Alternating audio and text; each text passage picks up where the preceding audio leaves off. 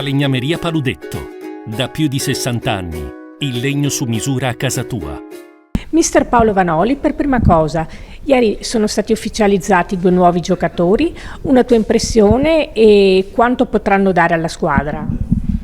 Ma sicuramente sono giocatori che cercavamo, che siamo riusciti a raggiungerli e sicuramente io penso che a questo gruppo di squadra possono dare tanto. Sono giocatori che l'anno scorso hanno vinto un campionato, quindi sicuramente avranno una mentalità vincente, quindi questo è quello che mi serviva aggiungerci anche a una squadra che sta crescendo, quindi questo è molto importante.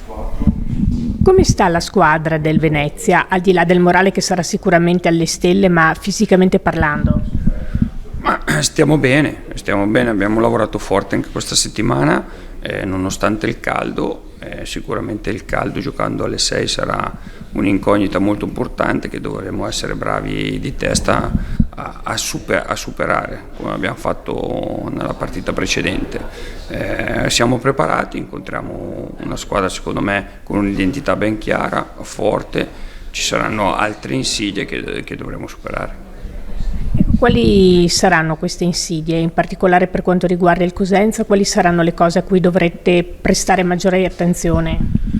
Ma sicuramente hanno preso giocatori mirati anche loro, di categoria, uno su tutti è Tutino, poi sono andati a prendere il giovane Viviano dal Benevento, sono andati a prendere Sgarbi, giocatori che conoscono benissimo la Serie B, giocatori che sanno benissimo qual è l'obiettivo chiaro di questa Serie B. È sicuramente una squadra che sa giocare a calcio ma che sa verticalizzare molto bene e sicuramente secondo me dopo la vittoria anche loro, una vittoria importante ad Ascoli, non facile, sicuramente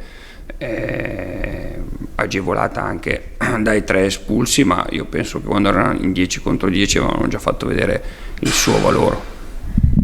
Per quanto riguarda il reparto difensivo del Venezia, avevi detto che ti aveva colpito molto positivamente la prestazione dei ragazzi e adesso avete un'arma in più.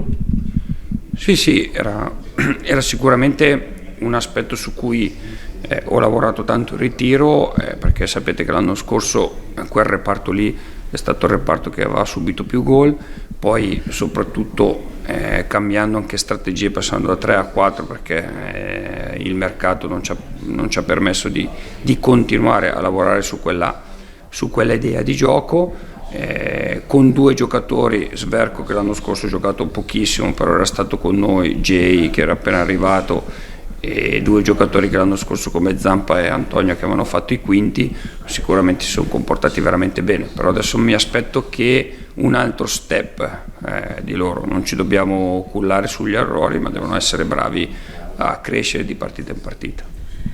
Ultima cosa, chi potrà rientrare in questa partita e chi invece non sarà della partita, a parte purtroppo Svoboda e Jajalo?